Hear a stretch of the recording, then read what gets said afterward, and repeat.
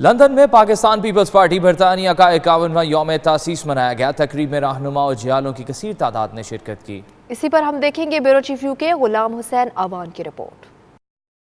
London में Pakistan peoples party बरतानिया का 51वां यौम तासीस मनाया गया, जिसमें पीपल्स पार्टी बरतानिया की रहनुमा ससी पुलिजो, गुल मोहम्मद जखरानी, MP लाल चंद बकरानी, MP कलसूम चांडियो समेत जियालों की कसीर तादाद शरीक हुई।